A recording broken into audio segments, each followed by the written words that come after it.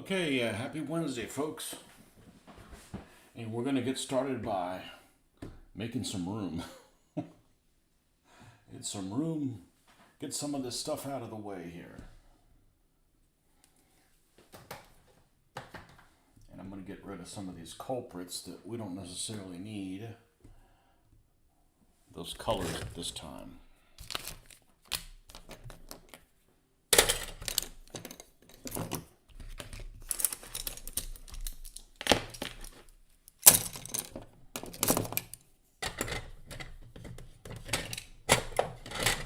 And we're going to pick up exactly where we left off from. This thing's got a spring in its step. Last time on, I think it was Sunday.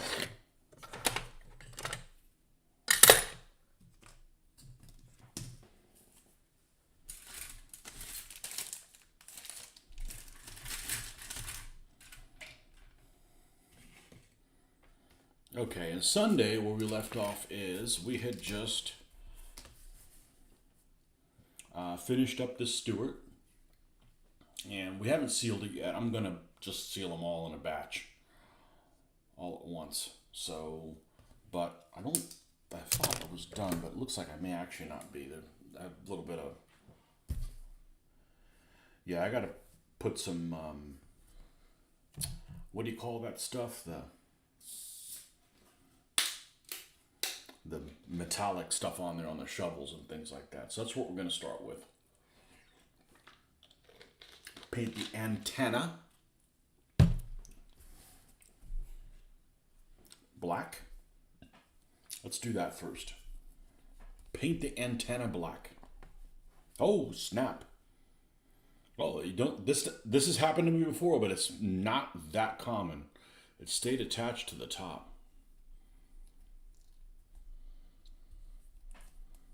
Let's see if we need to do. No, it's going to be difficult. All right. Well, I wasn't expecting this kind of a challenge today.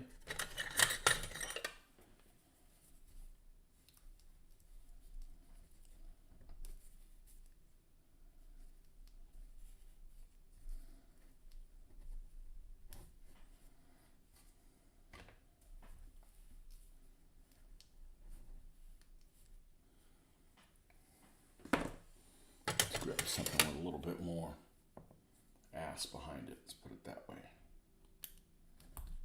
There we go.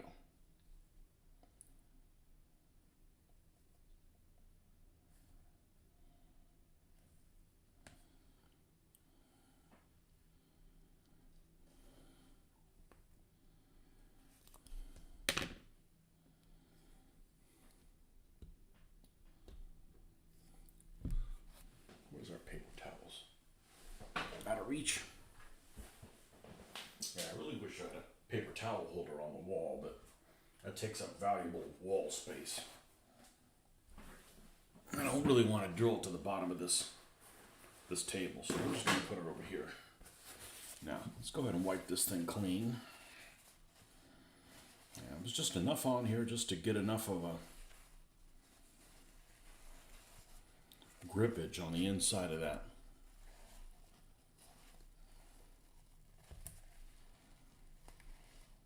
Lid. All right.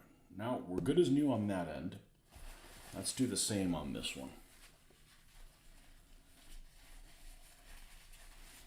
Drop this thing in rubbing alcohol. It'd take care of it completely.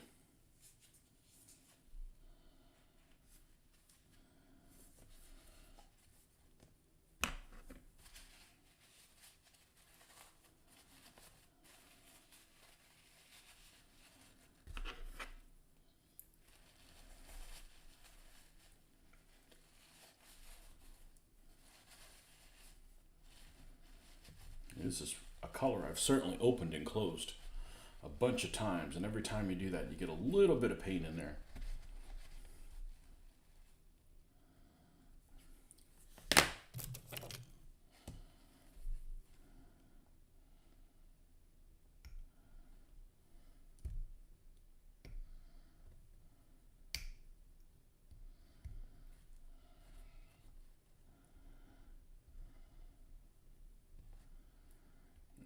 pull that ring out.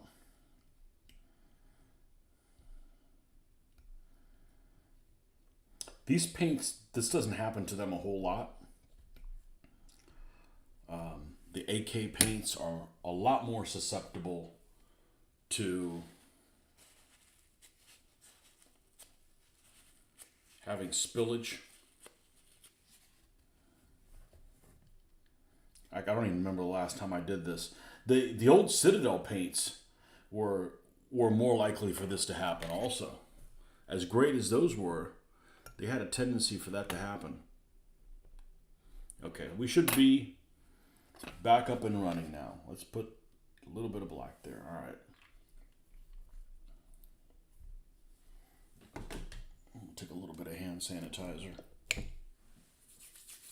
And some people say, oh, you could just use isopropyl alcohol. Now, I understand, but this comes in gel form, so you don't get it everywhere. You don't waste as much. And I already had it. I didn't have to buy something new. I already had hand sanitizer. I got another one of these in the car too. So, and I use this a lot, but it lasts a long time. So,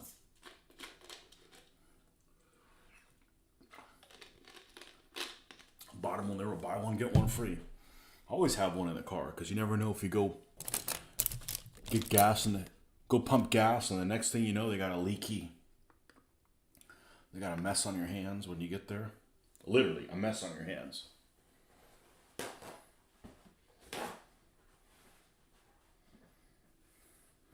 Gas stations are nasty too. All right. Do we have the super readers on? We do. Okay, cool. Let's go ahead and we're going to need a drop of the Magic Lubricator. Flow aid. Make sure everything's running smooth on there. And let's just paint this antenna. Or as they say in the Deep South, antenna.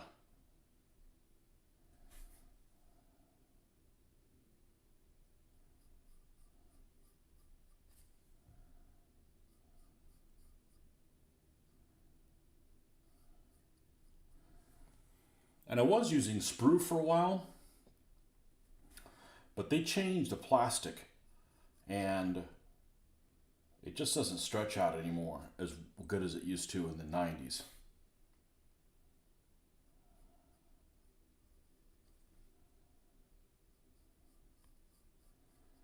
So this is piano wire, music wire, 0.015.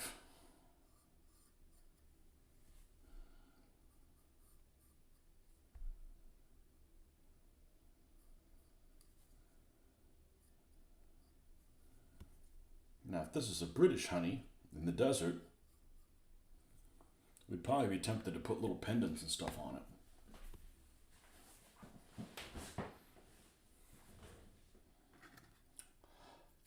They'll come, we'll get there. All right, so there's that. We're going to leave that, we're going to use the black on the next process that we're going to do, but let's get through all the shovels that we have here, and hopefully we'll have somebody come in.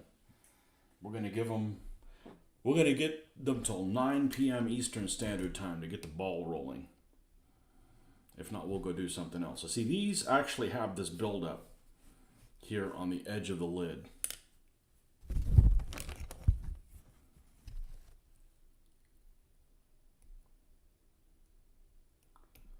These are susceptible to it. It doesn't happen very much with the Viejo.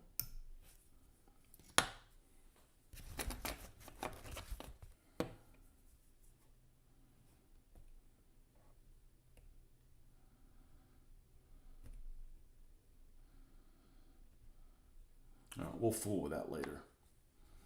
I really don't want to get it on here, and I got to clean up to do.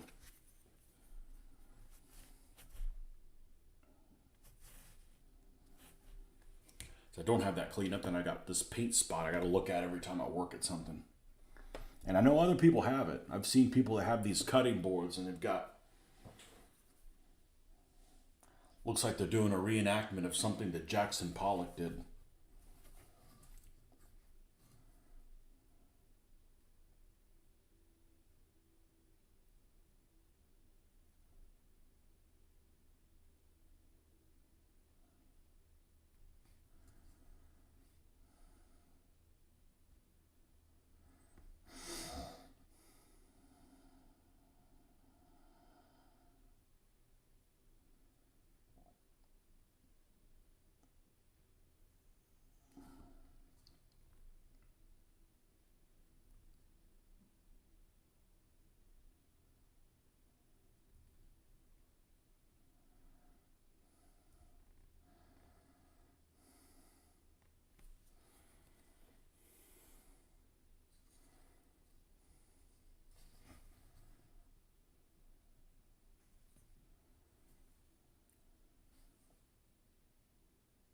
How did I get this on my hand? I'll tell you what, I'm not used to having paint on me.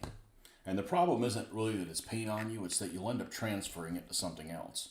And then you have to fix something. We don't have time to do things wrong. We gotta try to do them right the first time.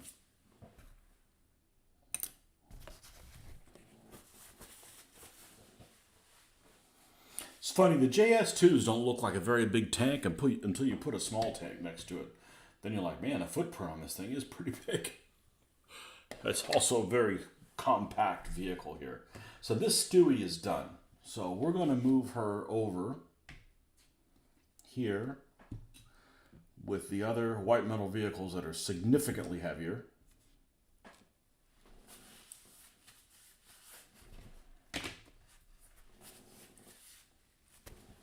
And then we'll work on one of the other stewards.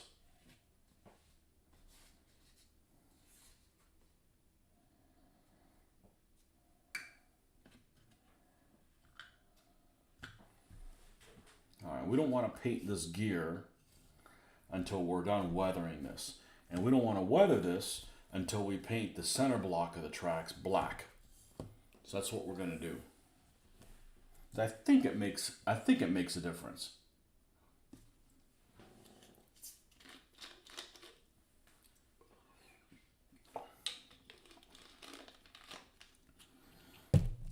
And the metal tools were also black.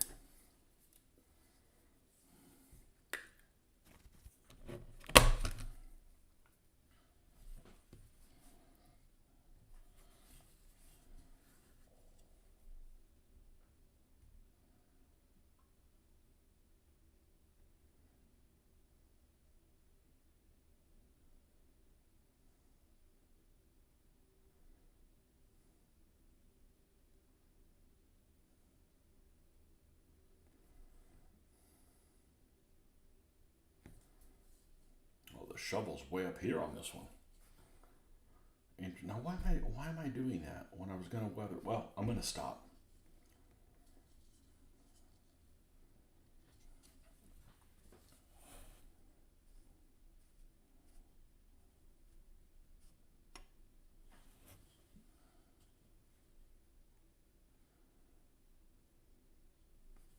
I think I need to use a bigger brush than this for these tracks so we can be done this week.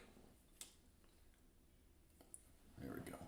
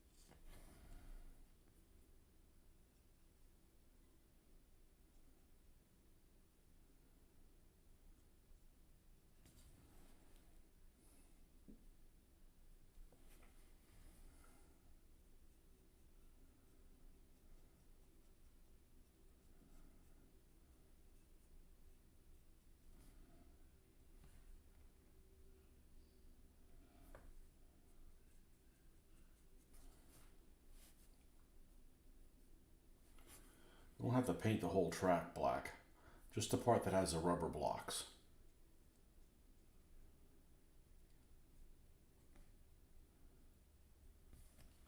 And this actually may have been a situation where they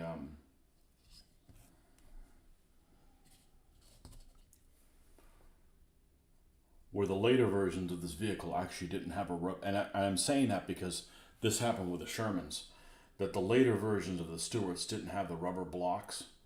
They were all steel. And these tracks may actually be incorrect for this model tank. I don't care about that nonsense. Here I am talking to myself. I'm glad you came over here to listen. You're not crazy if you talk to yourself. It's only if you argue and lose the argument. How you doing, man? You still sick or?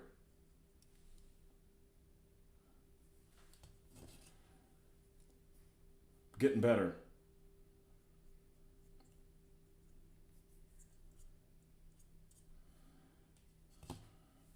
Got the flu, I hear. That's what I'm going to call it. I'm going to call it the flu.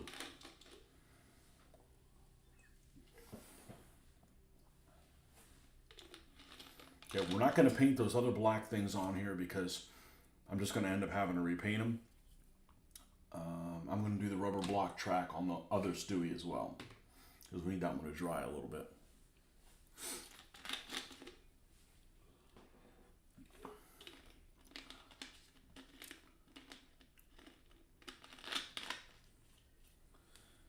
Still sick, but getting better. Thanks for asking.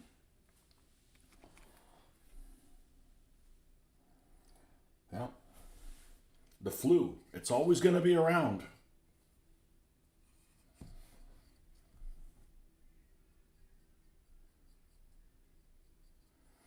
And other sicknesses. We didn't even want a common cold. That's why we were taking the... You know what? I didn't take it today. Let me do some powder. This stuff right here. I had it since had the other thing, and I actually recommended this to somebody today, and they said, "Oh well, I'll wait till I get sick." No, you got to take it before you get sick.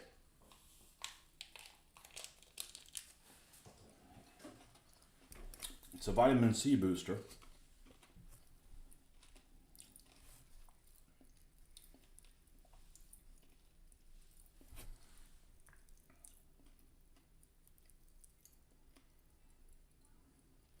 See, I was here Sunday evening. What's happened since then? I don't know anything. I don't know that anything's happened worth mentioning on here. It's cold. Not a complaint, just an observation. Had one of those days yesterday. It actually got reasonably warm-ish. And then the front came through, and it was cold this morning, but not that cold. Beautiful blue skies, though.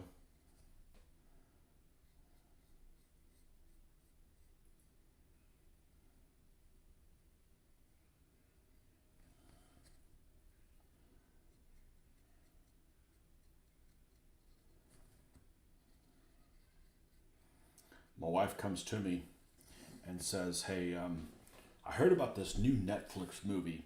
And I forget what the hell it's called. I'm even sure it's on Netflix. But my friends are saying don't let your kids watch it." So at that point, I'm like, well, I got to find out what the hell this is. I forget what it's called. Salt something. And I'm like, well, I'll watch it, but not if it's not if it's horror. Salt something. So I read the synopsis, and I'm like, yeah, I mean... I don't know, maybe kids these days can't watch a movie and realize, hey, it's a movie. You don't have to put your head in front of the shotgun, you know? It's just a stupid movie. But there are some folks out there that get some ideas from for movies, and then you probably don't need to let them watch some stuff that's out there because there's some deviant shit out there. Oh man, we got bombarded. Mr. Skylab, could use some vitamin C boost. Hello from freezing, snowy Utah. What's the temp here? 37.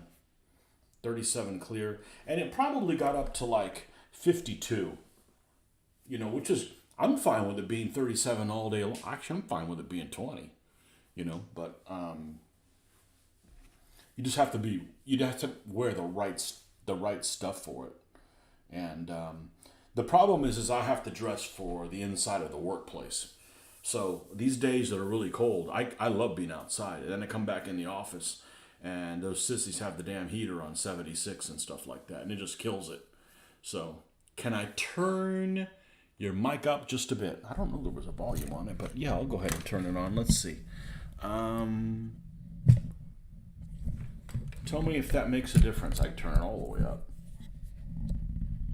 Let me know if that makes a difference.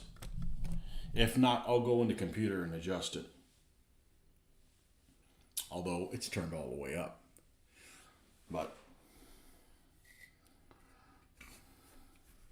that's the mic's fault. If you ever get to meet me, I have no problem enunciating. It was 39 degrees colder here last night. Wow. Well, the problem is the ice.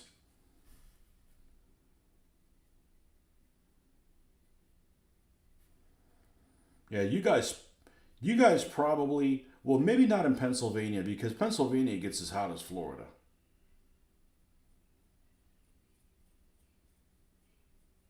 Just like we get cold weather here, but it's not for the same amount of period you guys experience. And it's not the same severity also. But you guys, electric bill, probably, your electric bill is probably more in the wintertime. Or your utilities are more in the wintertime. Whereas ours are a third.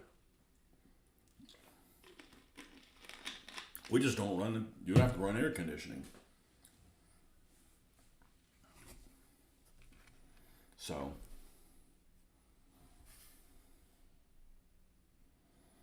but this house is very cold for whatever reason. It's insulated well. Like you'll have a cold day and it'll stay cold in the house. And a hot day it won't even budge it. So that's kind of nice. Nice for a change.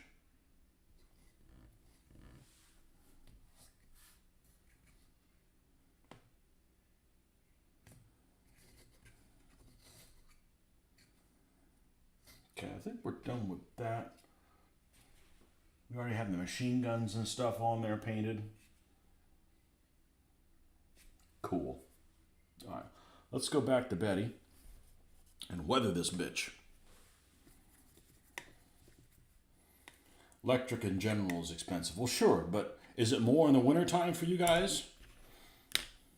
Or in the summer? Because, I mean, it gets to, I've been in Pennsylvania, it gets up to like 100 and, it gets over 100 there.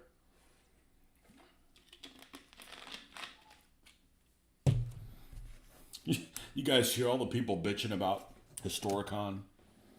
You know, the room block apparently opened in 5 minutes. It was gone. I didn't even know it was being held. That they were even opening up the room block. So not a problem for me. Wasn't planning on going. Ed Allen, welcome. Well, we use oil to fuel your next vehicles. Look like they're getting close. They are. We're getting there. I've been unable to, due to other things, I've been unable to seal them. So I'm just going to, and I don't like to put them on the base until they're sealed because you end up like messing with them and I don't want to have to mess them up. Now, when you add this dry brushing, it helps to protect them because if you scuff anything off, it's just the dry brushing of the weathering. So that's easy to put back on. It's not a big deal. Not a problem. I don't think we were using this as, oh, you know what? We were probably using one of these dirty bastards. My worst painting habit is just leaving brushes in the water. Hey, I can't be good at everything. Yeah, it's an acceptable risk. They're cheap brushes. Use oil to fuel the heat. No, we don't have that. I don't have gas in this house. This is the first house I've lived in. It doesn't have any gas. That means our house can't blow up like the houses up north are doing. What's going on with that? Is that one house? I think it was in Pennsylvania. I saw the video. It's like if an F-18 had dropped a bomb on it, it would have done less damage. That was like catastrophic. That was catastrophic. If they launched a tomahawk at the house, it probably would have done less damage. Certainly would have been a slower explosion. You wouldn't even had time for your butt to pucker up. And then, oh, we don't know what it could be. Well, you better find out. I'll tell you what, those people in that neighborhood are having a real hard time selling their houses. Never heard anything about it? Oh, yeah. So we go on YouTube. See, this is the beauty of not being connected. There we go. Let's change that. Of not having the second camera. I can search on things on here. And I'm a master of using this. I am not a master of putting stuff on there. Okay, so we're going to do a search for house blow up Pennsylvania. Oh, yeah, with a Ring doorbell. Okay, you need to see this. This is freaking crazy.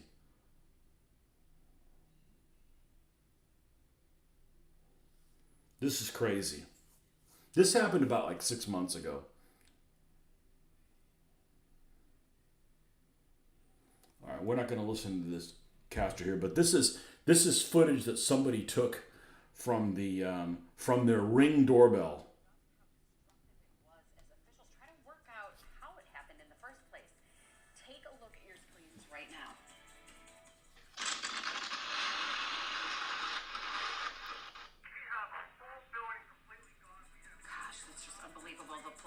Leveled 3 homes in the neighborhood and damaged a dozen others. 5 people were killed, including a child. 2 were treated at local hospitals. I'm surprised 50 people didn't die, or more than that. Look at that. Look, it's devastating.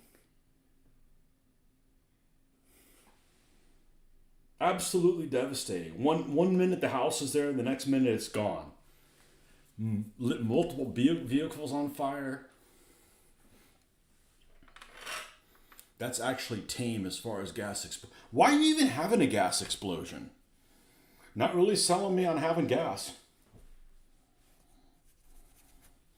And then somebody else's house blew up or whatever, but I think it was somebody who was filling the house full of gas and was running from the cops and was storing thermite grenades or something like that.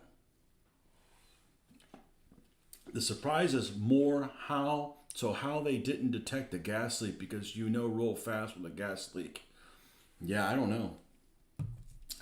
They were saying something, I haven't followed the story in a while, but they were saying something that whole area, I'm going to use a different brush because I have other ones. They were saying that whole area was old mines or something like that. Coal mines, and they might have like built up the gas or something like that. I don't know. I don't want to. That's spooky as crap. And my wife doesn't like sinkholes. She's terrified of a sinkhole opening up and swallowing you. Well, you know what? You're not going to blow up in pieces with a sinkhole. And,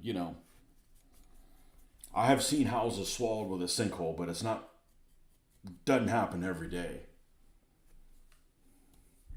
A mob hit? I don't think the mob would be that effective. I mean, that's more damage than ISIS could do with a single weapon. Assuming ISIS is still a thing. ISIS or its current equivalent, whatever that might be.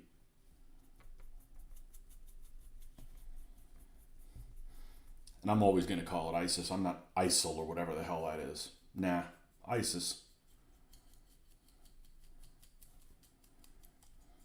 Probably had to change the name of it because the people that still worship that Egyptian goddess were getting offended. Well, time to get with the times, man. Nobody's worshipped ISIS in 4,000 years. Get with the program, pal.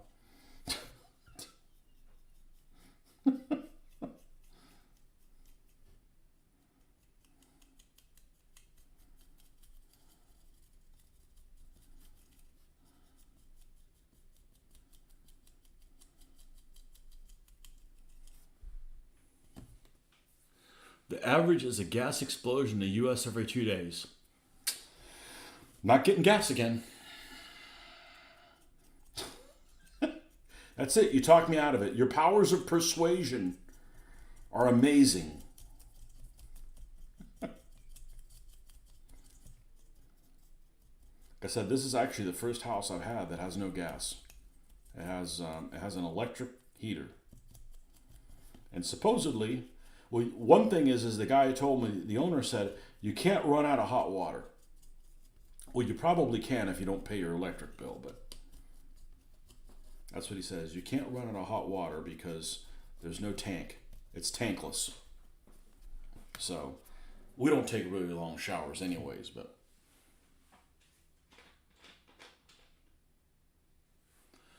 they're more common in areas that historically were mining areas. Only thing they mine here in Florida is what? Phosphate? Lime rock? Sand?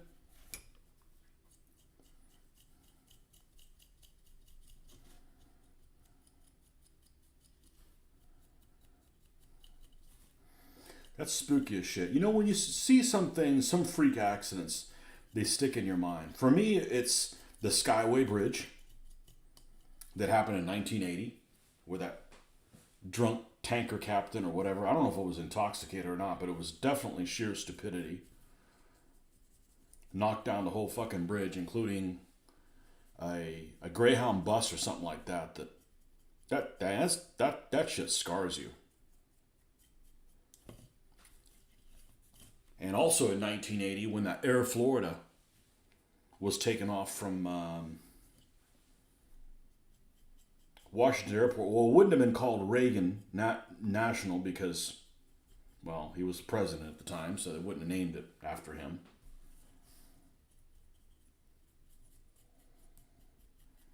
And actually, that plane, supposedly what happened is it was snowing so bad, and there were so many delays for flying, they had de-iced it, and they waited so long in trying to take off that they should have gone right back in and de-iced it, and they didn't. And they went ahead and took off, and some of the ailerons stuck, and the plane didn't lift properly enough, crashed in the Potomac. And on the way going on its flight path, its landing gear wasn't all the way up, and one of the tires ended up clipping a vehicle that was on the bridge, on the Potomac Bridge, killing a baby. Can you imagine being in that car and your baby gets killed by a tire from an airliner? That is just like, that's horrific. Really unlikely and horrific.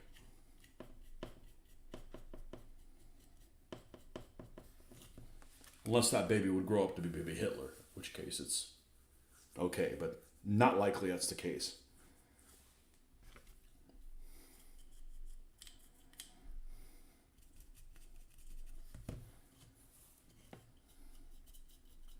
Stuff like that sticks in my mind.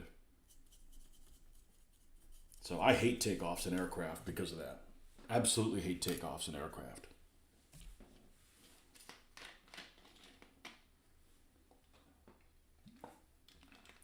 What else? Earthquakes. I remember we went to California back in the 80s, and a couple of years after we went to the Bay Area, they had that big quake where they had that bridge that goes between Oakland and San Francisco, and it pancaked. It was all concrete, and it pancaked. And there's people trapped under there for like days. Like, yeah, I worry about shit like that. I don't worry about shit like that. But when I'm on one of those bridges, I'm always concerned. I have a feeling of trepidation.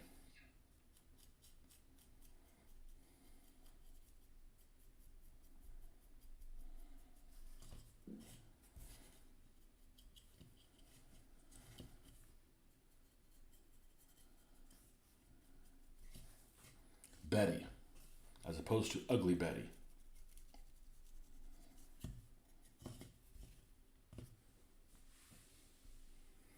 You mentioned before your father missed being in the Sunshine Skyway incident by 30 minutes.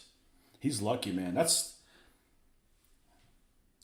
scary as shit. That's scary. I went over that bridge recently, the new one, which I've only been on it a couple times. It's tall. It's too tall. Luckily, I don't feel like it moves. So it looks like it's constructed pretty well. But yes, I looked to see if there was any tankers coming. Interesting conversation, Tony, is if there wasn't a Hitler, would somebody far worse have come along in his place? I don't know. I think if the Germans would have won the First World War, I don't know, we'd be in a worse place. It's always my favorite topic to, first of all, don't have the war to begin with. But if you're going to have it, let the Germans win. See what happens. Have the Germans win early. Because I think if you wait until 1918, until the gas comes out, it's going to be ugly. It's going to be ugly terms for everybody. It's so scary when it's in the fog. Oof. Yeah, that area gets foggy for sure. It's really a beautiful area. But you know that.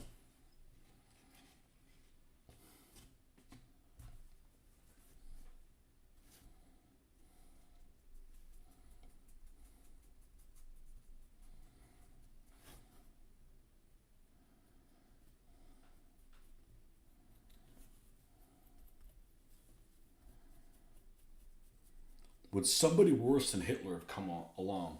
It's not likely. I mean, there was worse people than Hitler, but they weren't in charge. Like, I mean, if you had somebody like, I don't know. I mean, one of his that's not one of his madmen. I don't know. It's pretty hard to it's pretty hard to do worse than somebody who's a warmonger and wants to exterminate his own population because they're of a certain creed or supposed race or something like that. It's kind of hard to do worse than that, you know.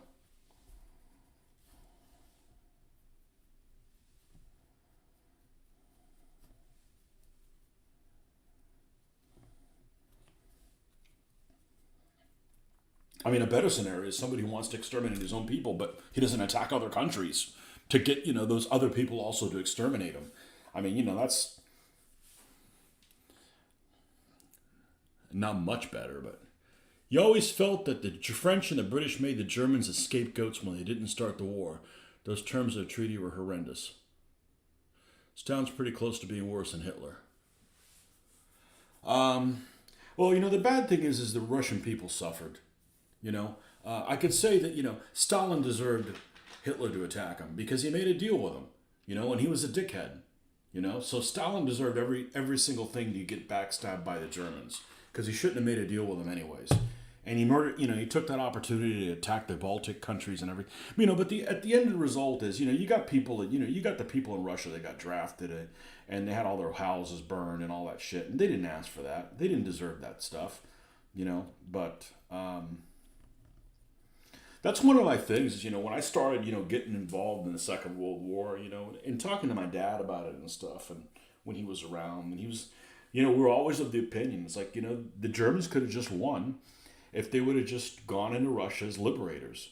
But that's the thing, that's not the crusade they were on. They basically wanted to exterminate all those people, move them on, take their fucking land.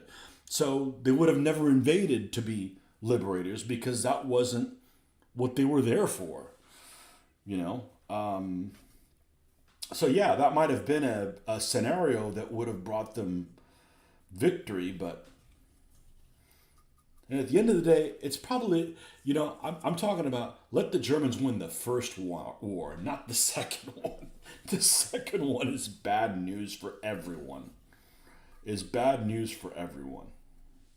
You could say, it would have been bad news for the Soviets to have won even big, by themselves, but, they were kind of held in check by the West to some degree and exhausted and stuff like that. But yeah, Stalin's a total fucking asshole too.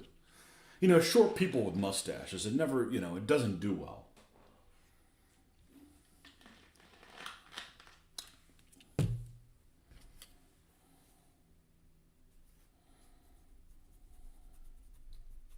You take somebody like, and you've seen this revisionist stuff. Presentist? Is that what it is? I remembered it. Presentist. Your buddy, Alexander the Great, who I don't think was a bad person. Was he a warmonger? Sure. So is anybody you've read about a great leader in a history book. They're all warmongers. They want to take things over, okay?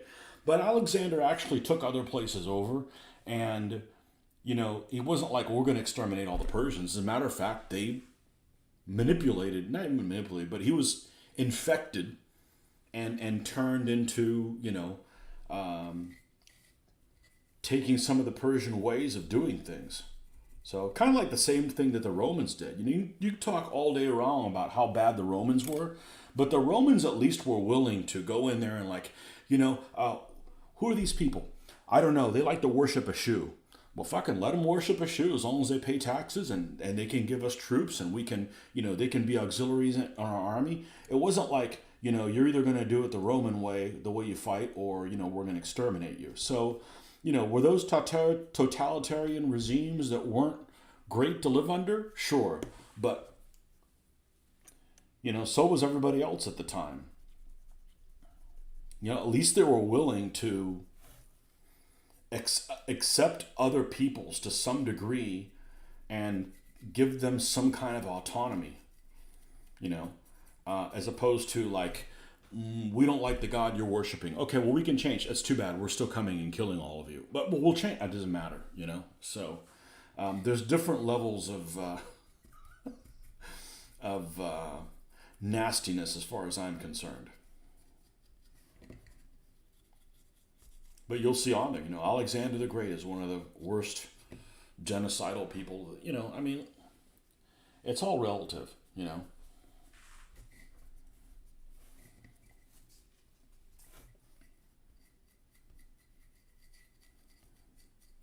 Even though he wasn't as good a commander as Hannibal. It was going to go there. It was going to go there. Hey, Alexander had a great freaking army. That all the officers pulled their weight and stuff. He had some super competent people that were experienced. Hannibal didn't have anybody.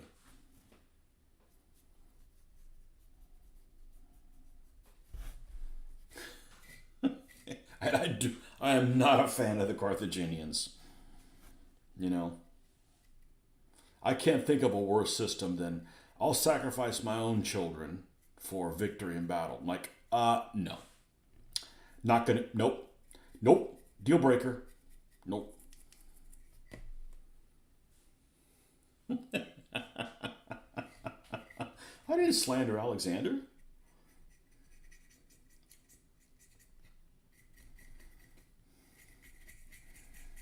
But there are people who think he's one of the worst genocidal maniacs. Like, whatever.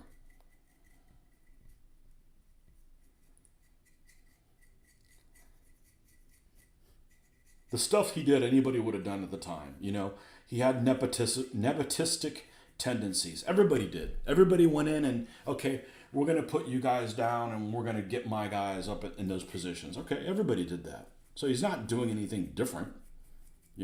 It's not like he's going to well, we're going to vote on this. That shit hadn't been invented yet, Do you think you would have known as much ancient history had it not been wargaming? Absolutely not. Absolutely not. This is an opportunity to participate. And World War II for that thing. I was into World War II before I ever started wargaming. I got into World War II probably when I was about 11. and I didn't play my first war game till about 15. So I didn't give a shit about ancient history before DBA. I didn't, because it's just I never played Romans until 2004. I never did. Nobody around me played, and you know, it's just not a period. It's funny. I'll look at discussions recently, and there'll be some older guy, and older meaning somebody 10 years older than me, because most war gamers are about that. They're about 10 years older than I am. As a general rule, the historical war gamers. I'm in my early 50s, and I'm still one of the youngest people doing that kind of stuff. But anyhow, some old guy will chime in, say, some older guy will chime in, and he'll say, "Oh, this is my first World War II game I've ever played." I'm like, "What the fuck have you been playing your whole life?" I mean, that's World War II is what we used to do. That's the movies we watched on TV, you know? And, I mean, I never watched that the only ancient thing I ever watched growing up was Ben-Hur. That's it. I didn't watch freaking Cleopatra. I didn't watch, any of the 300 Spartans. I mean, in sixth grade, yeah, when we did this Greek myths and all that stuff, that was cool. But I'm like, I don't want to not watch Sinbad movies. Does that count? No. I mean,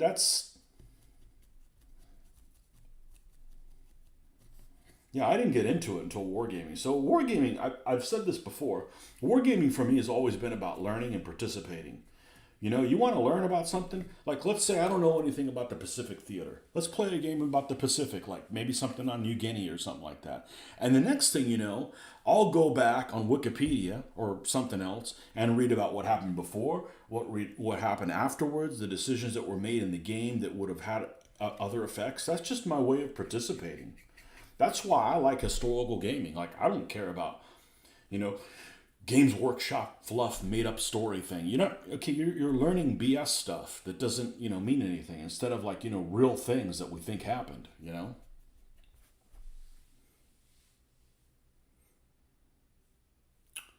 For me, oh, David, I didn't see you come in. Frozen Northern Virginia. For me, my best friend at the time got me into American Civil War, and then I got to seventh grade and we started studying ancient history. That's when your fascination took off. I think ancient history is really frustrating that so much has been lost. It's really sad that billions of people have died and their story hasn't been told. That's really fucking sad.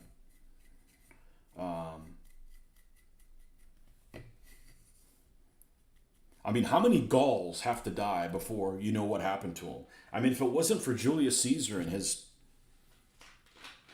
one-sided story, I'm sure I didn't bother reading it. If I find out something's one-sided, I don't even want to know what it is. I don't want to read something that's self-serving and one-sided. You know, because then you're learning, lies and shit like that. I got a couple books I'm not going to read again that I've read before. It's actually two books I have read before, and they're both crap. I don't know if they're crap. They're not a bad story, but everything is suspect. I'll show you what they are right now. I should still have both of them.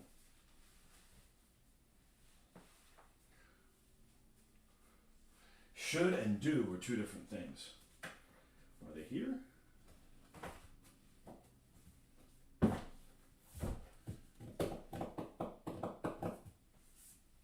thought I put them in here. Let's see, are they over in this section? They are both World War II books. Oh, I never finished this one. I made it about halfway through. This is one of them, and where's the other one?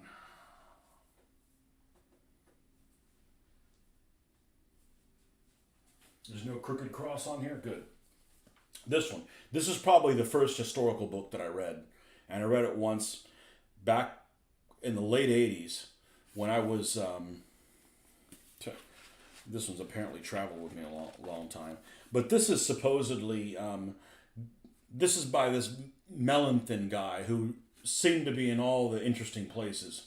You know, he was in Russia, he was in North Africa and stuff like that. But the jury's come out that his is all one-sided and self-serving and stuff like that. So I don't want to read that shit again.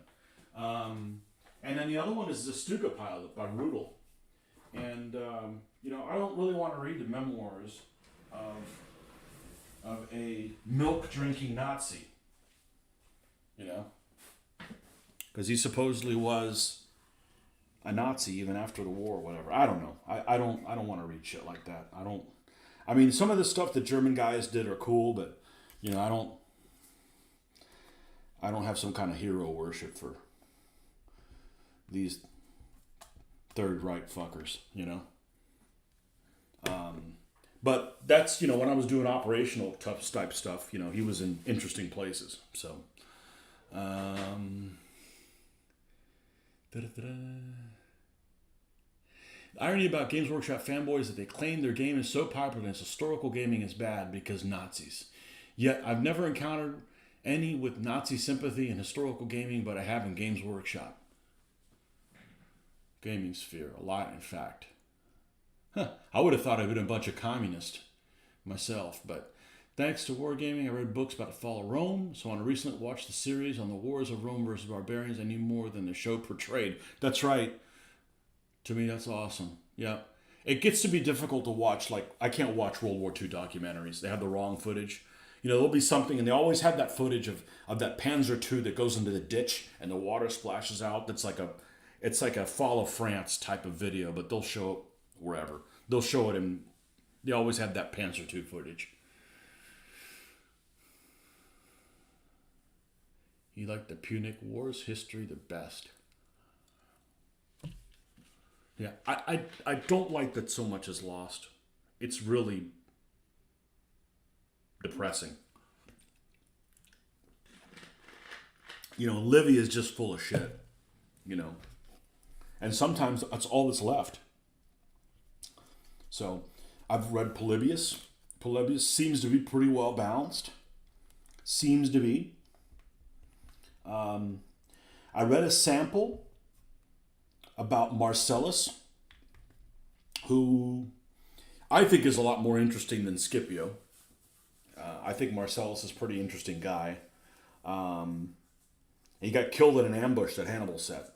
But he's one of the few people that, there was only a handful of people that actually got a special triumph, and I forget what the hell it's called right now, but he killed an enemy leader in single combat, supposedly.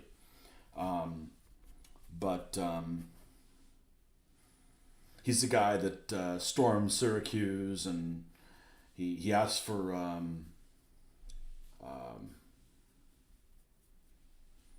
man, you know, if you don't read these things up, I'm already in World War II mode, so I'm forgetting Archimedes. He asked Archimedes not to be killed, and he was upset when, you know, the soldiers went in there, didn't know who he was, supposedly, and murdered him. You know, and he outsmarted Hannibal a few times, but Hannibal got the last laugh on him, and but I read, I don't know, whatever part of the book was available on Kindle, and it seems like it's really well written, but a lot of this stuff is just, you know, you got to be careful with a lot of these things, because a lot of the sources, they'll say like, okay, well, this source doesn't exist, and neither does this other source, but this is this other guy that wrote the history 200 years later after it happened and used these other sources, so that's all we have to go on. I'm like, you're really, it's just sad that you don't really know what's going on. So I'm not a fan. And then there's just some civilizations you don't know shit about. You just don't know anything about them, you know. And I mean, there's civilizations you've heard of. They're just, they don't have any, nothing survived, or, you know.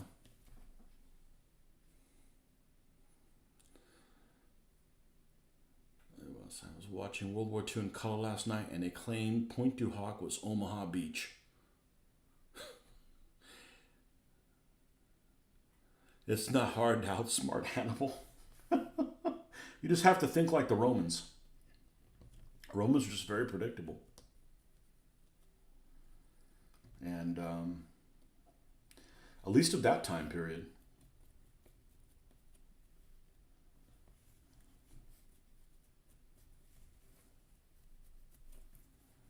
Yeah, I've never really gotten into the fall of Rome because by that time the Romans are all barbarians too. So it's like, which barbarian do you like?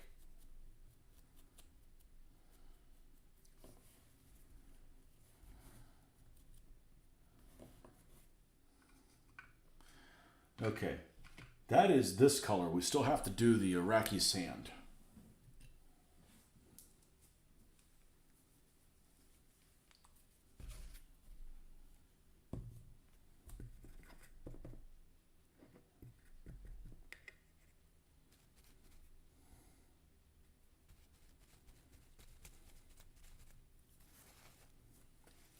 Can't venerate a commander who invades Italy from the north and doesn't maintain a supply line.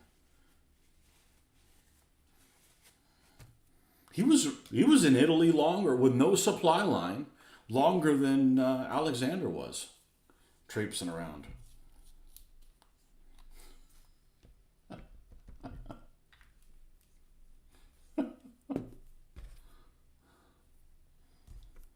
If Hannibal would have had Alexander's army and Alexander would have had Hannibal's army,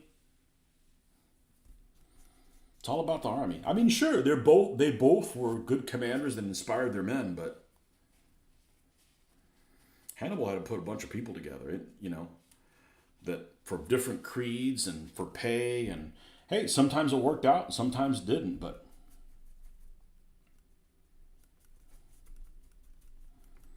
and you had to fight a hell of a lot better enemy than the freaking Persians. They're like, hey, the Persian king dies. All right, let's have all the sons fight for and weaken their empire just to see who's in control. Well, that's not a really good system.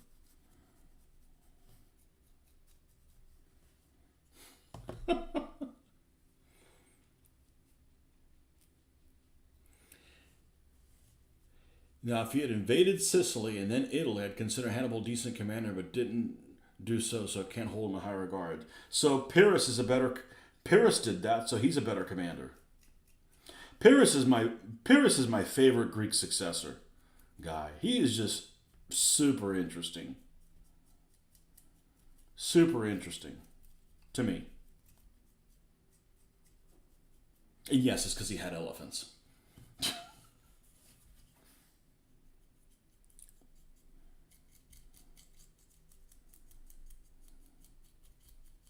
But before DBA, I had no idea who Pyrrhus was. I'd heard of Pyrrhic victory. I knew what it meant. No clue who Pyrrhus was. No clue. I knew about Hannibal. I knew about Scipio. Didn't know any other Roman generals other than Julius Caesar, Mark Antony, Pompey.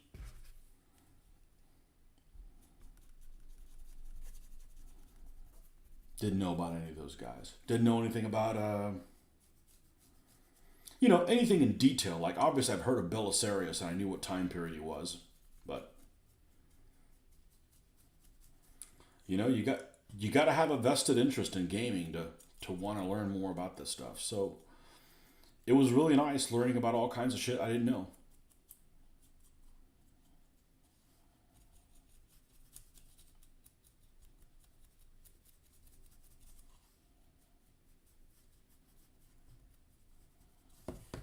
The most interesting thing I read about Alexander um, was this lecture that was done by this professor, and it was really well done.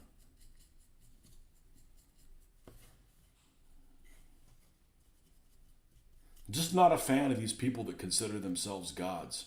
I'm like, not really a fan of that God complex.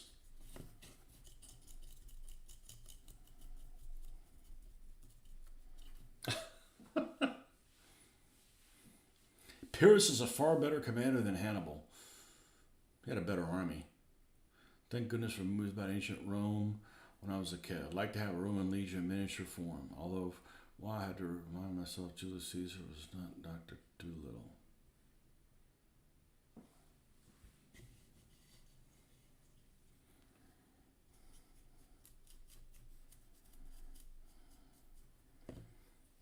Yeah, that supply wasn't his fault. It was basically the only Carthaginian worth of it. There weren't very many. Was Hannibal? Everybody else was just the people back home were a bunch of sissies. So in that respect, Rome's. I mean, when Rome puts their mind to do something, they're like, "F you, we're gonna take, we're gonna go all." I'm surprised that they didn't surrender, no deals. They don't deal with anybody.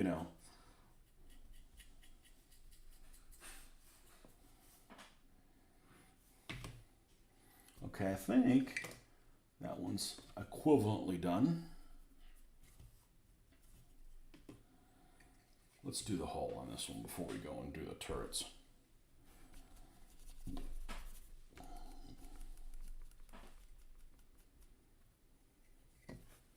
Rex Harrison plays both.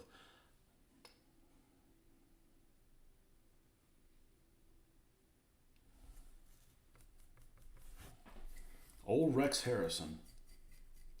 I did not. Everybody seen the Rome miniseries? I did not care for Kieran Hines as Julius Caesar. Sorry, he just didn't. Julius Caesar was very charismatic, and Kieran Hines, in my opinion, is not. I wouldn't have him do anything. I wouldn't do anything for him. I don't know.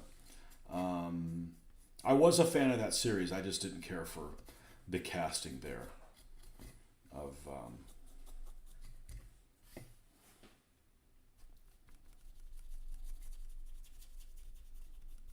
It's funny because that came on at the same time that I was paying my first Roman army, and so that was kind of cool. The timing of that.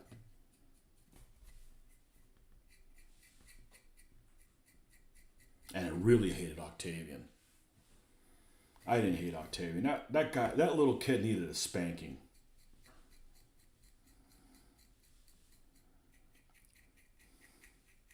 I'm not a fan of these punk ass little kids. I'm not a fan of Octavian. I'm not a fan of whatever that freaking assassin girl was on Game of Thrones. You know, know it all little kids. Arya.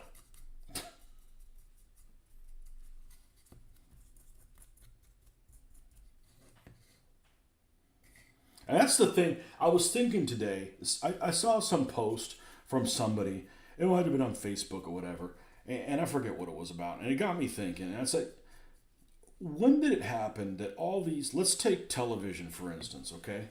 When did it happen that the people on a TV show, the dumbest person in the family is the head of the family? Like the father is like the biggest piece of shit. And the kids are like the smartest one. Well, if the kids are the freaking smartest one, why don't they go out and get a freaking job? So I'm starting to think, when this happened, I bet it had a trickle effect on all these people that go and get into our keyboard commandos and get into arguments about shit online, and they don't know anything. They don't have any real world skills. That they just have a freaking mouth and freaking and they just. I bet it's that. I bet it's those Nickelodeon and Disney shows that have been bombarding the youth with the, oh well, you don't need to listen to your elders because you're smarter than them anyways. They're a bunch of dumbasses. So, not a fan of Game of Shit. I don't know anybody that watched the second series, the dragon thing. Well, I don't know. Yeah, if they watched it, they sure didn't tell me about it. I didn't watch it. The only reason I watched the first one was because everybody was watching it and have something to talk to. What's up, Jacques? Jacques Slabert. Good morning. Good morning? Morning? Yeah, early morning for you. Assuming you're in France.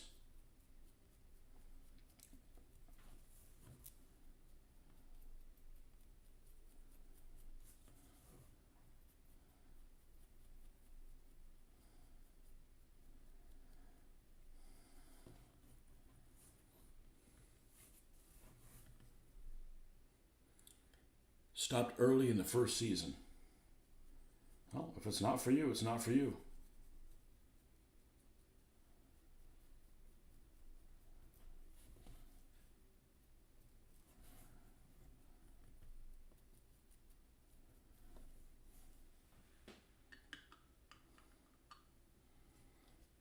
If you didn't watch the show, then didn't have to deal with an ending that everybody hated.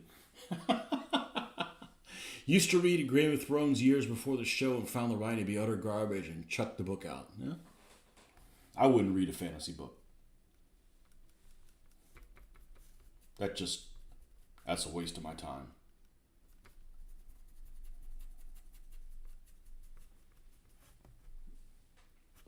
421, Port Elizabeth, South Africa, doing washing and preparing for Kurt.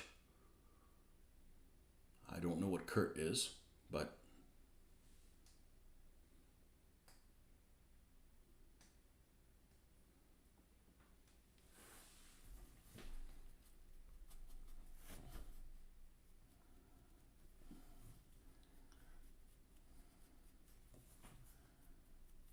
thanks for coming along, man. 421.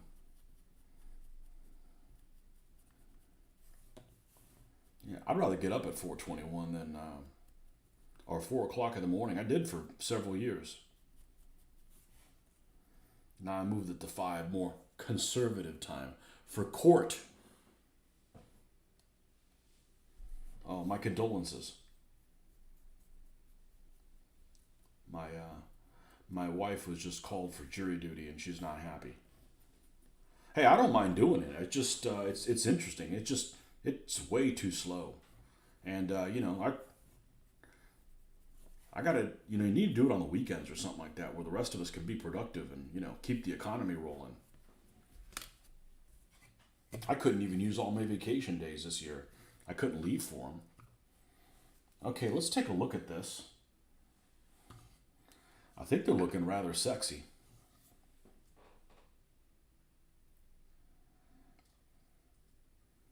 Okay, here's Betty. And here's Bruce. All from B Company. And then the other one is Barney. I think they look pretty good. I'll have to take pictures, and that's when you can really tell what the hell's going on. All right, I already cut the other antennas, and here they are.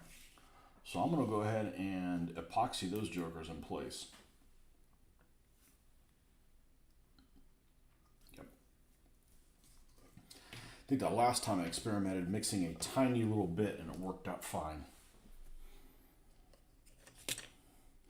You had to do jury duty during a pandemic. Wound up sitting at the courthouse for a few hours, and the case was settled out of court. Annoying. Wanted to see courtroom drama, damn it. I've only sat on one case. And I'm not allowed to discuss the details of it. Now, it was some kind of like fraud, robbery type thing. Nothing super, It was a long time ago, too. I guess 15, 20 years ago, maybe. Because usually you get called in and see if they need you. And then if they need you, they ask you questions. And then if you're honest with the questions, they don't want you.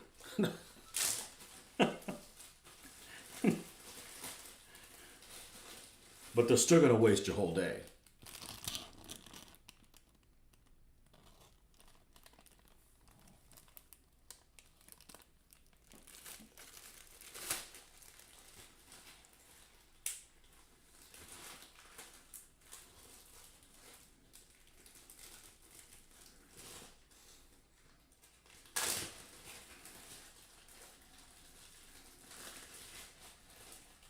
That's something I couldn't do. I couldn't represent somebody that I knew was guilty. No, there's people that can do that. Just like there's some people that can perform surgery. If you need me to cut you open, you're going to die, dude. Because I don't do that. I'm special. We all have special skills. I won't be cutting anybody open and stitching them back up. Am I going to model some Jeeps for recon units? So you know what the problem with Jeeps are.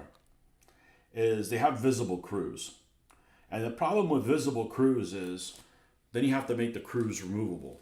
And the problem with making the crews removable is then when they're out of the Jeep, you need figures for them. So that's why I've avoided doing Jeeps. Not that Jeeps aren't cool, because, I would like to take one and like run a bunch of people over with one. Not in real life, in the game. I'm a pacifist. But when I play games, I'm extremely violent.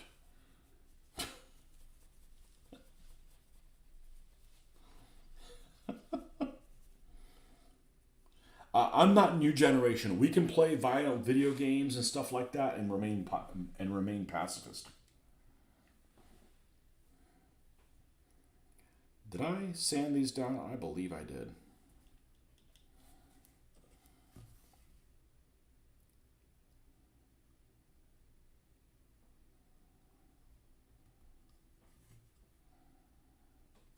We're going to let that dry a little bit and then fix it. You have to agree with Nordic. Game of Thrones writing was absolute crap and the series sucked. Much prefer a series like Rome. Wow, that goes without saying, but the problem is they just don't make enough historical stuff.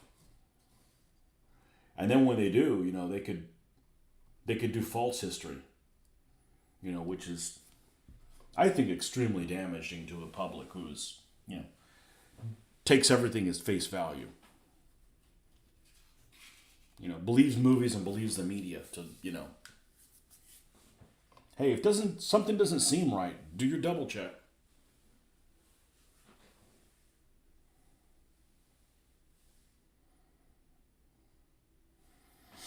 Only reason I watch that stuff is the people I would game with. We talked about it, but it wasn't really. I'm not really into fantasy. I'm not really into science fiction. Grab a drink. Problem isn't video games. The problem is the parents aren't simply good parents. The kids of today's world is so soft-skinned and told they can do whatever they want. There's no accountability. Yes. I want to grow up to be a unicorn. Okay, Billy, you can do that. Instead of like, you can't be, get your head out of your ass, son. You can't be a fucking unicorn or a narwhal or anything else with a freaking horn on your forehead.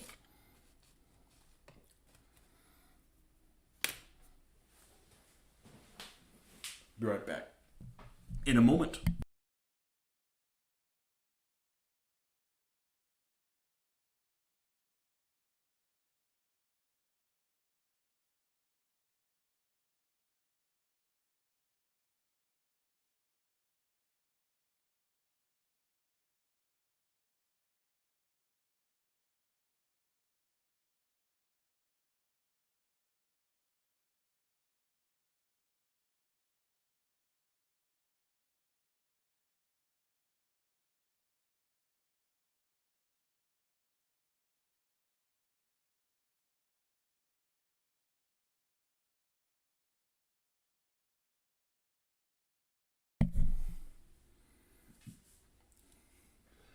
Narwhal, dang. Why doesn't Mitch paint? I have no idea.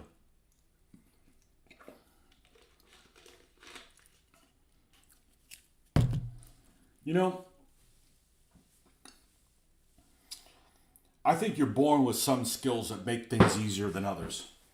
Other things than others. I have the artistic gene. I'm not good at everything artistic, but I have a good starting point, and I'm confident in my abilities, and I've done it enough times, and I want to do it badly enough. Some people can't paint because they don't want to take the time to do it. I don't cook because I don't want to take the time to do it. So yeah, if I spent half as much time cooking as I did painting, yeah, I'd be really good at it. But if I don't paint these figures, they're not going to paint themselves.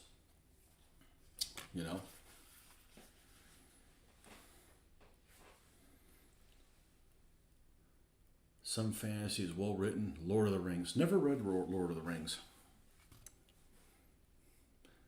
Identify as a hand grenade. Why? Because I'm the hand grenade that never stopped exploding, baby. Okay. Captain Flechette. It's flashete to you.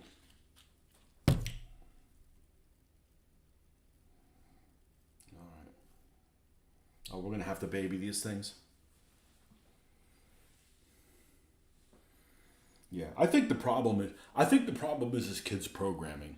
That and the parents not being involved, letting them do whatever they want. But I think kids programming is really damaging. You have all these like teeny bopper shows that basically show the ones that are really wise are the kids. The ones that are never afraid of stuff is the kids. And the adults are either incompetent or just flat out pussies, you know? And I'm not saying that the adults are always right, but you know, you have to have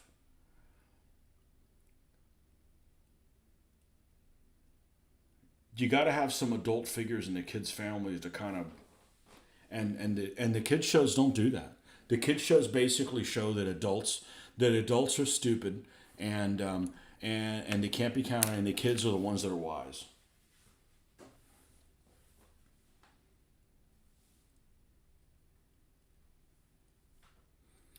I had a world, but haven't read beyond that. I do like Robert Jordan's writing. That sure wasn't the case for Johnny Quest. That's right. That's one of those shows that I have fond memories of watching with my dad. Remember the invisible creature where they launched the paintballs at it? Yeah.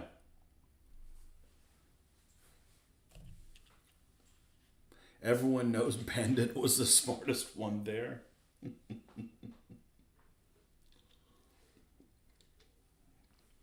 Yeah.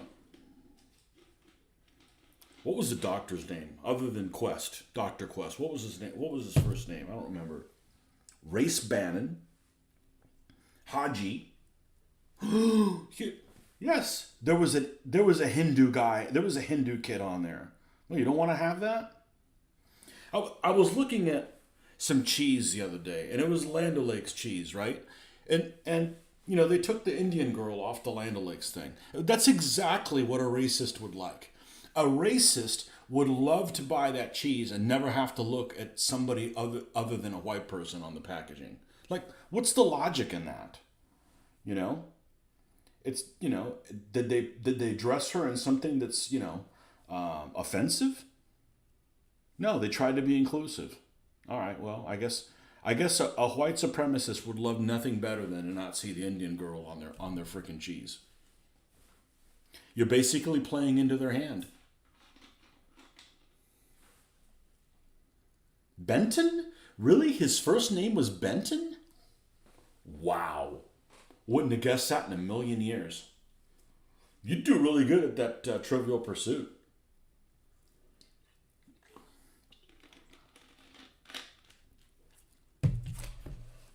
Benton Quest.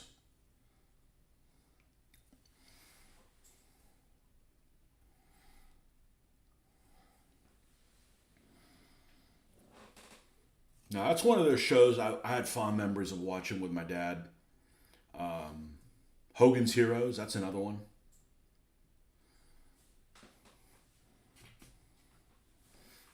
With the stupid show, sure. But, that's something I associated watching with my dad. You're good at Google Foo? Google Foo. Oh, I know you.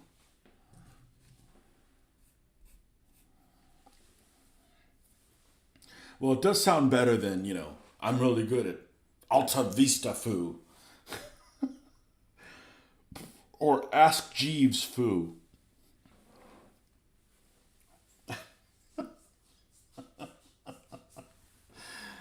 All right. These things need to stay erect. Keep your pants on. So while that's happening, while the erection is proceeding, let's go ahead and paint these things black that need to be black. I suspect this is probably already dried. Benton Quest. Wow. Would have never guessed that in a million years.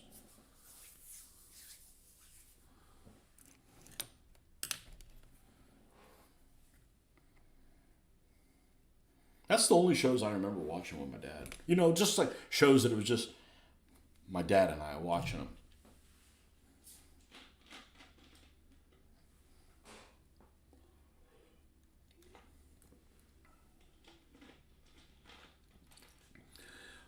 You're a grandmaster of asshole foo as well. I don't want to see you play with your asshole foo. Asshole.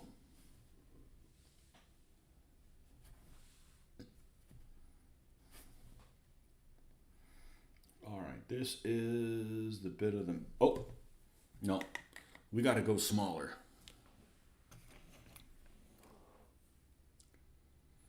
Johnny Quest was the one with the robot spider. Your favorite was the robot spider one. I don't remember that one, but I bet if I watched it, I could see it. I'd be like, oh yeah, I remember that one. Only one I remember right now is Invisible Monster on the Island. That was it. That was from the 60s, I'm pretty sure. I mean, I didn't watch it in the 60s because I wasn't born yet.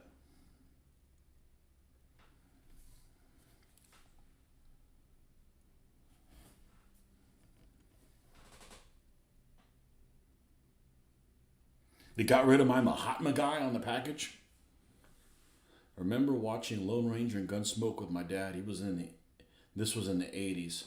Yeah, my dad was never into Westerns, so I didn't watch any Westerns.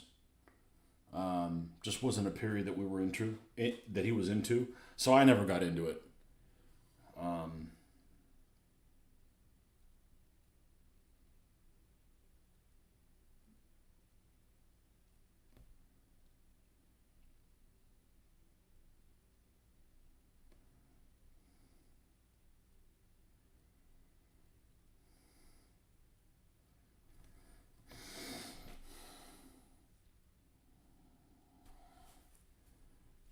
And I don't, he wasn't really into World War II. I got into it. My dad would have been old enough to have been in World War II if he was born in another country.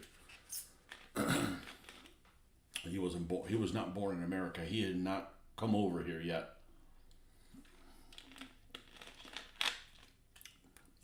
But he would have been. He would have been 19 and 44. So yeah, he could have served.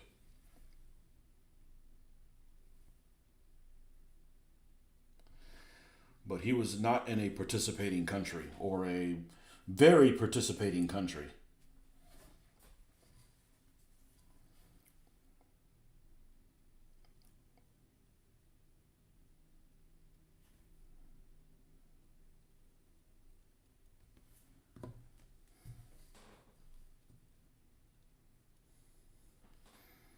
You don't have enough good westerns. Seems like they haven't made any in a while. Now everything's stupid superhero shit.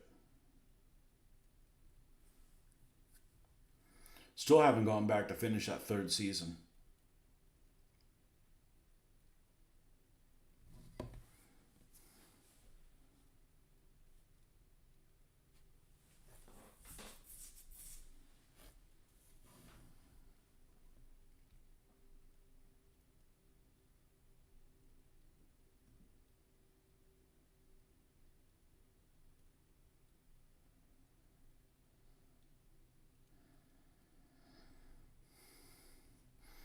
It just depends if a show captivates you or if it's got, if the plot is interesting to you.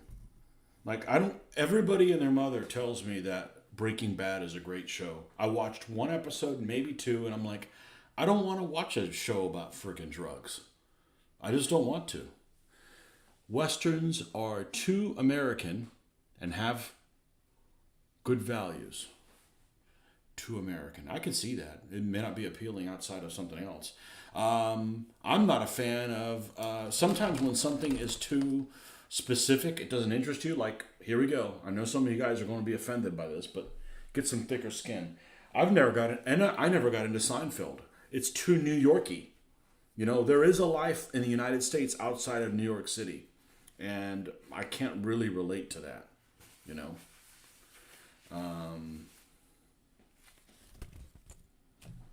So I never got into Seinfeld.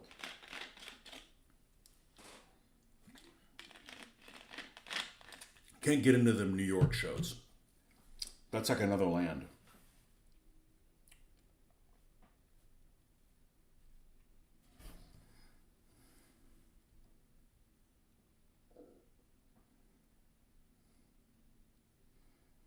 Does anybody ask the Dutch if they want it back?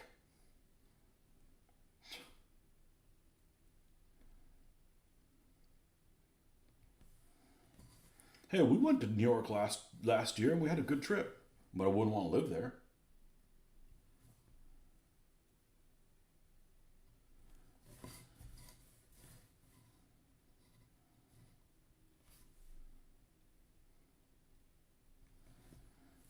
Okay.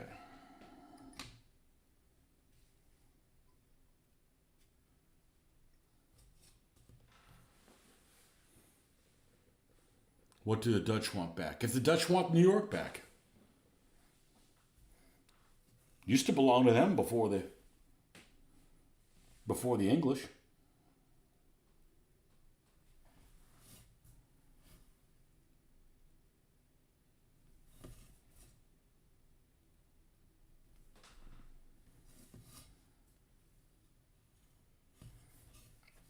Got some other tools back here.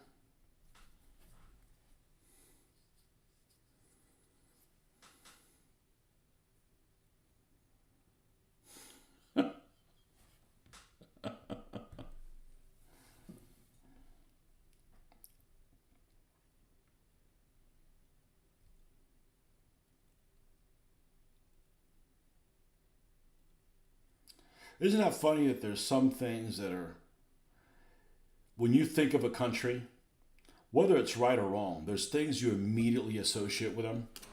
Like Holland, what do you associate with? Drugs and prostitutes, right? There's other things, and clogs and those tulips. Oh, and flooding.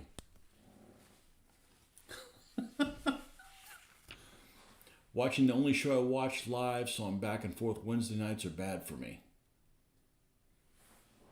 What show do you watch live? I can't imagine watching TV live.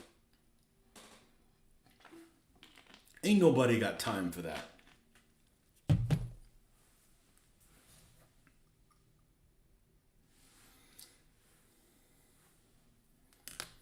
You think of your grandfather when I think of the Dutch. They're all grandfathers. Jacques, what do you think of when you think of America? Here we go. We're not going to be offended. I won't be anyways.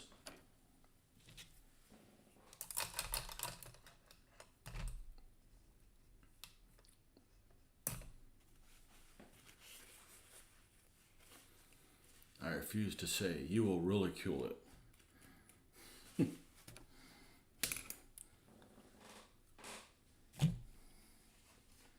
Four things you automatically think about America.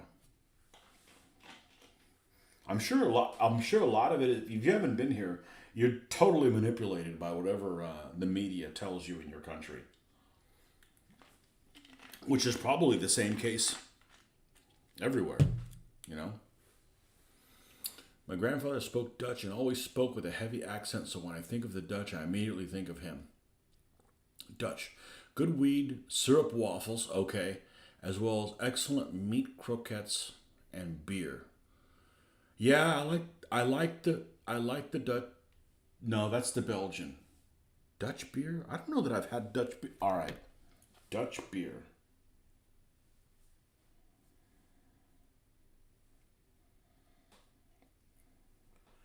The Germans still have the market on the beer. Sorry. Sorry, people from England. You guys have Scotch. Shut up.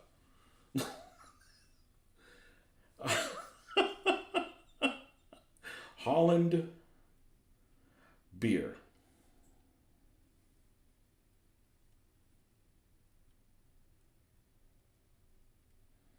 Oh, Heineken. Mitch had some Heineken at his house that he must have fermented himself because he popped it open and it had like a sweet taste to it. Almost, I think he just let it get warm or whatever, but it tasted good, but it didn't taste like Heineken normally tastes. Bavaria, never had it. Ooh, I did have one. I think it was. Had it in the islands. It had an elephant on it. I think it was Dutch. That stuff was pretty good. Now, I like most beer. I mean, it's got to be really bad for me not to drink it. Um, Beer with elephant on bottle. Nope, not that delirium one. Not Carlsberg.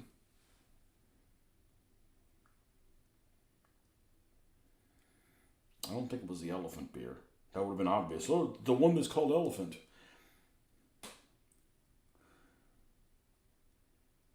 No, I don't know which one it was, but it was pretty good. I had it in.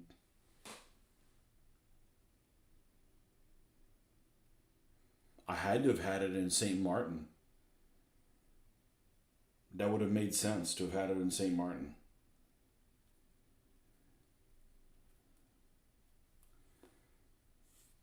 Saint Maarten. They stutter when they spell. Maybe it was Carlsberg. I don't know.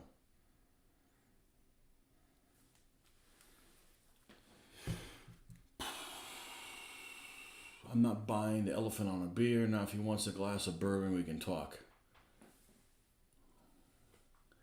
Elephant on Coke is the problem. Tuskers has an elephant on the bottle, but that's Kenyan. Fairly decent multiplayer group games.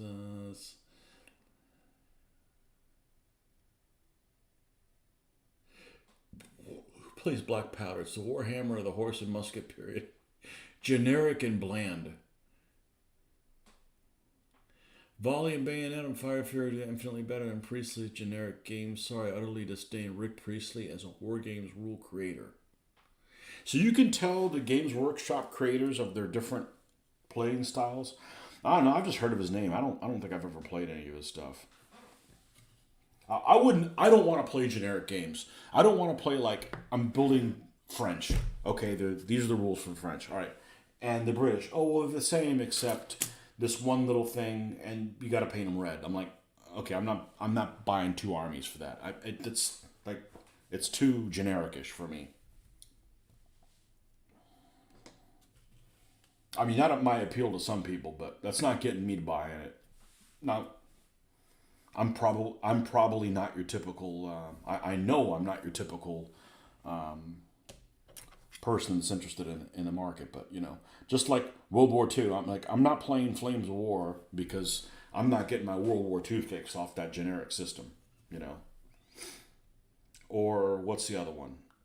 The other one that they play, Rapid Fire. Nope, not getting my World War II fix off that.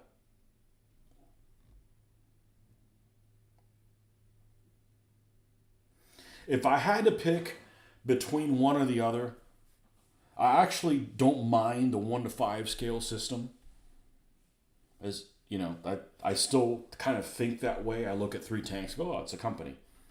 So I don't like that Flames of War is supposedly 1 to 1. Doesn't feel right. It doesn't feel like it's 1 to 1. And Rapid Fire has some weird things to it as well, but I don't think Rapid Fire is better than Command Decision. I think it's considerably worse. I think the Command Decision's more, just feels more correct.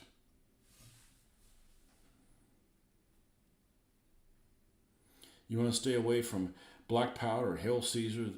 Both of them are generic.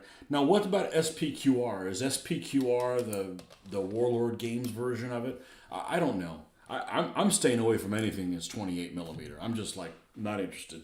Nope. I mean, if you want to play 28 millimeter, that's fine. I'm not going to live long enough to get enough of them painted. I'm just going to take too long painting them.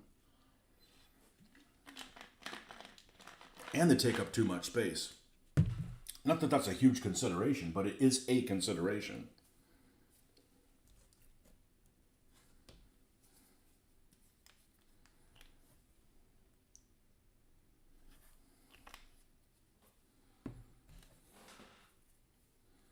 Warlord Games makes both of those rules. Black Powder and Hail Caesar. Well, what's SPQR then?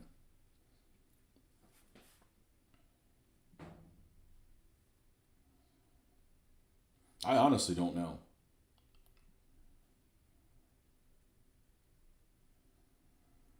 The thing about World War II is, I don't want to play a game where if you're playing on multiple people on the side, and you get a unit that's all infantry, that it's just boring as shit. If the infantry is boring as shit, it's not the kind of. It doesn't focus on what I want the game to focus on. Everything should be important. SPR's Bacchus's rules for 6mm Imperial Rome. I have it. I haven't built forces. Prefer rapid fire over command decision, but I love reading the command decision battle reports. Yeah, I like the rapid fire books and their tables of organization and stuff like that, but we played one scenario and it's like it just I played it a couple times. It's not for me.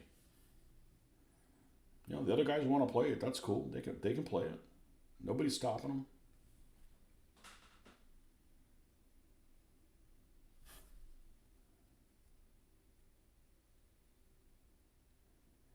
It's just not the narrative that I'm interested in seeing develop on the tabletop.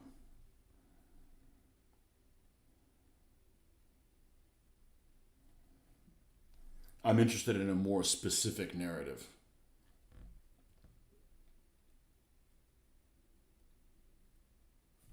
Crapsicle. Keep using this bigger one. There.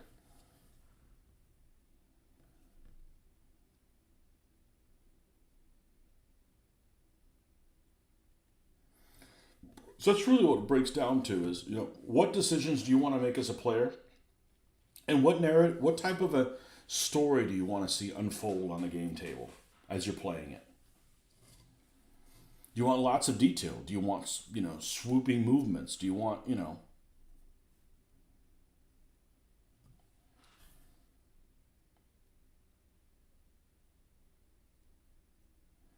I want to learn more about the weapon systems as I'm playing them. That's a big part of it for me. So if I'm playing something really vague, I ain't learning shit,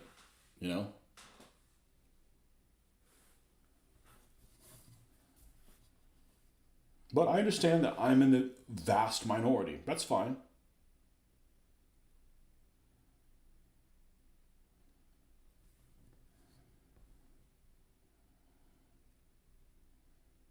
I'm not here to convert somebody.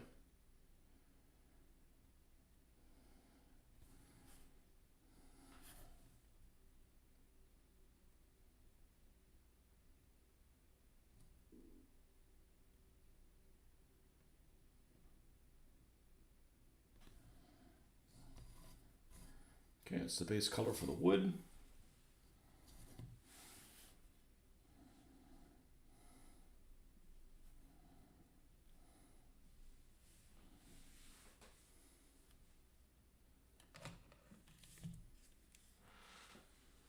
I make the motion to declare Rick Priestley should be going forward and now be known as simply generic. So what other games is he known for? I recognize his name.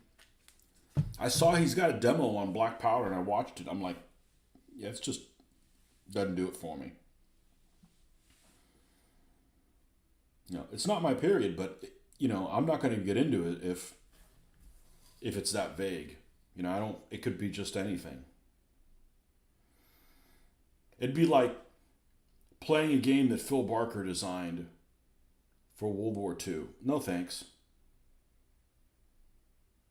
Or naval, because he's got to damn battleships again or something like that. I'm like, absolutely not.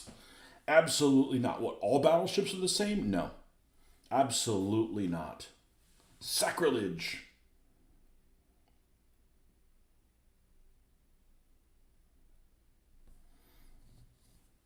I know a lot about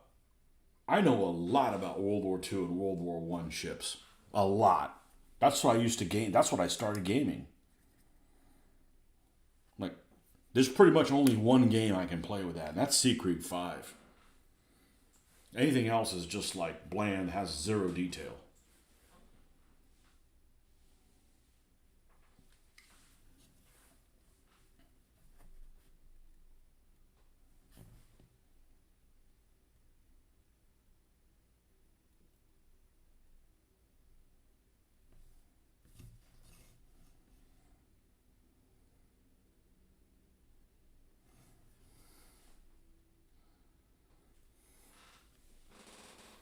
He did one of your favorite games, War Master Ancients. Everybody has something nice to say about that rule system. Now, there's something to be said about that. If there's some Games Workshop system, well, the thing there's to be said about is, it seems like every game system that everybody agrees is good, they've discontinued. Like everybody likes Man of War, War Master Ancients. What's their skirmish one? Mordheim. I've never heard anybody say something bad about Mordheim. I haven't played any of those. So I'm just telling you what I've heard. That I'm actually be the person who doesn't like them. I don't know. But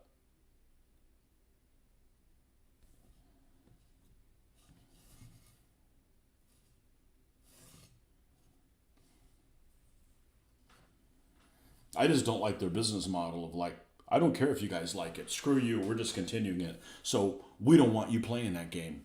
You know?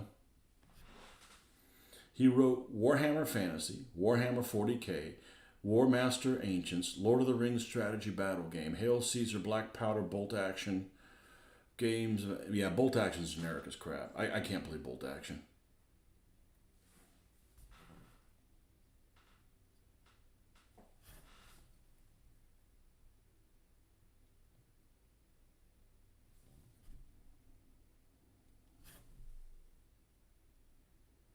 But I'm not the intended audience.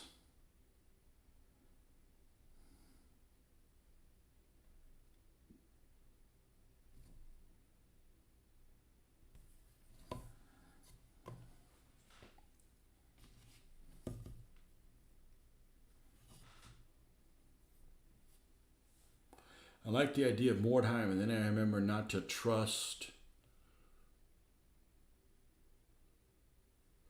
Games Workshop, so I looked at Frostgrave instead.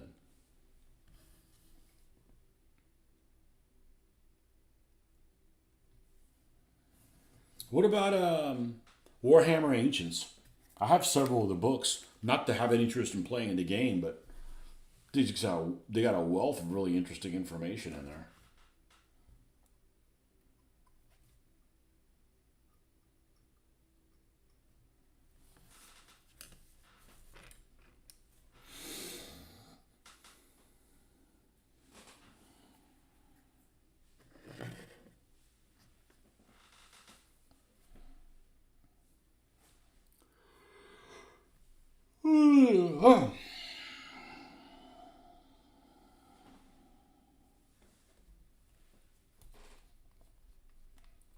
And then what we'll do is tomorrow we'll seal all these boogers, and then we'll add equipment on them if we feel like adding them. I'm still on the fence about that. I got stuff I can add to them, but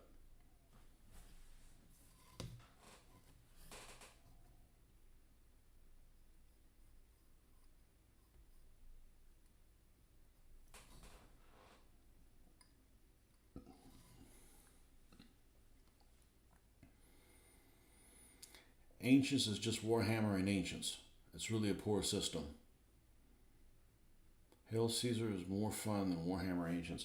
Well, so here's the thing about Warhammer Ancients. There's one guy in particular. I don't know if he's still around anymore. He's from California, and he had an excellent site. His name is Jeff Jonas. I'm pretty sure he's out of California. And his site is incredible.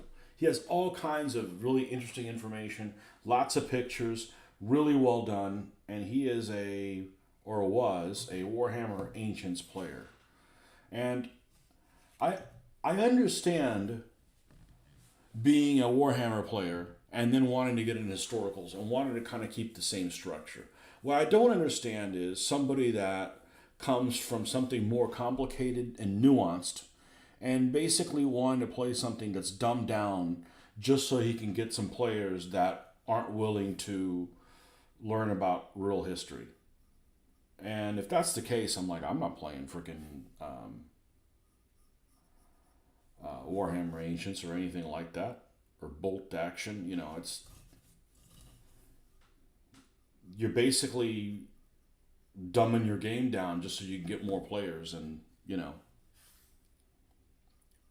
I guess if that's what you want to do, go ahead and do it. I'm just not. I'm not motivated to build things for something like that. Yeah, it's just not my. That's just not my cup of tea. That's gonna burn me out. And you know, when I get burned out, I don't paint anymore. And if I don't paint anymore, then I gotta find other forms of therapy. If the company makes the rule set has miniatures for the rule set, I will refuse to play those rules. Well, there's something to be said for that. I grew up with that wasn't the case. You either made rules or you made miniatures. But yeah, time and time again, companies have proven like we're not selling enough of these. All right, we're going to discontinue them, or we're going to change the rules so they're more powerful, so they sell more of them. You know.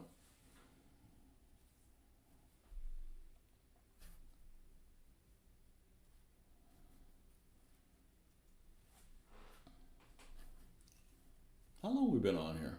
Well, almost 2 hours. Well, getting done what I wanted to get done. Again with the big, again with the big brush. I mean, it's not huge, but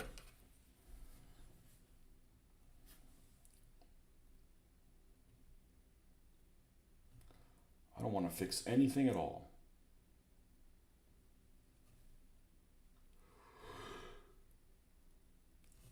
It's time wasted if you're fixing stuff. Should have just done it right the first time.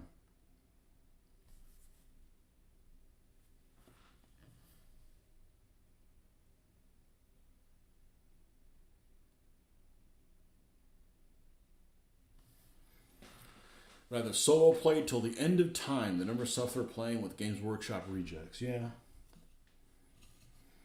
I haven't played with the guys in probably 8 months, and I don't miss it. It's just too inconvenient to do that on a work day. It's just too inconvenient. I'd rather not play. Then it mess up my whole work day week.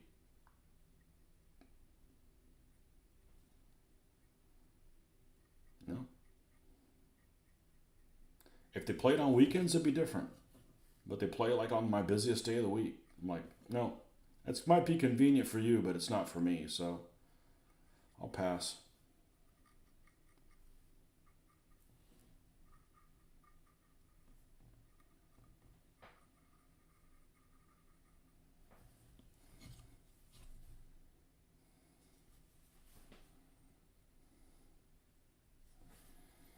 And none of those people are bad at all. That you know they're unpleasant to play with. It's just too inconvenient.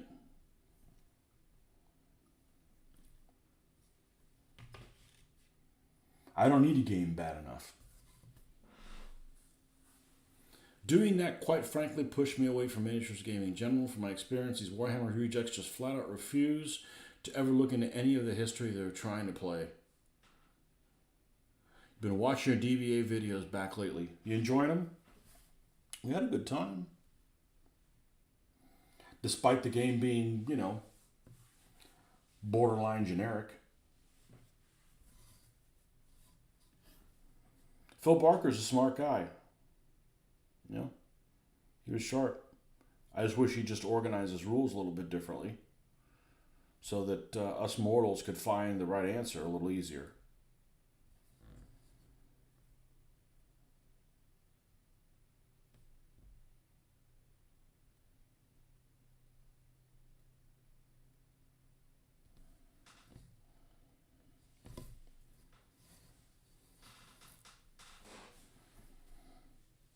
They were fun to do. I haven't done any game videos because I'm not playing games.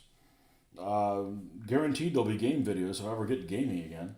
You know, they're fun to do.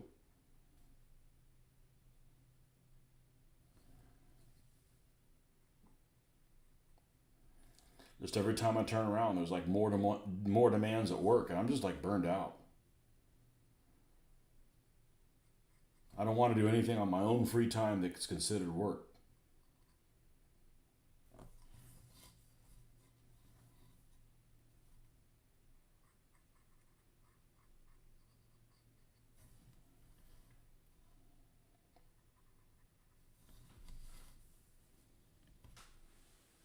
You do prefer the blind journal, though. It seems a lot of fun. It's great.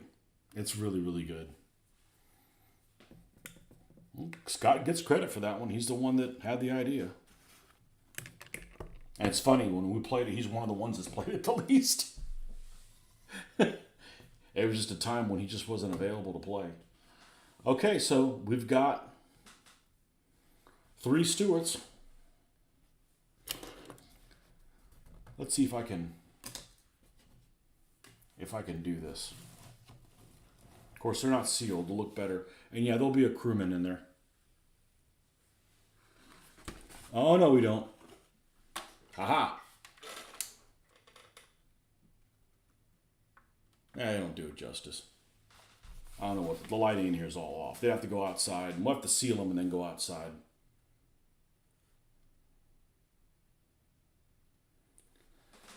Do I think I have enough? Oh, yeah, I've got more than enough, but I'm just not really motivated to learn how to play the rules. To be honest with you. Work's got to slow down. I just, I already, it's just too much of a demand right now. So, every time I turn around, we get busier. Yeah, impetuous Stewart. It impetuated. Yeah. So these guys are ready to be sealed along with the other guys as well. I'm pretty happy how they look. Pretty happy how it looks. So the Shermans are next. But that's going to be for another night because it's 10:10 and it's a work night. So anyways, as always, thanks for stopping by, folks. Really appreciate your guys' interaction. Help me get through all this stuff. And we'll catch you guys later in the week on the next one. Yeah, the pewter metal one would have been a disaster. That would have been a disaster. All right, folks.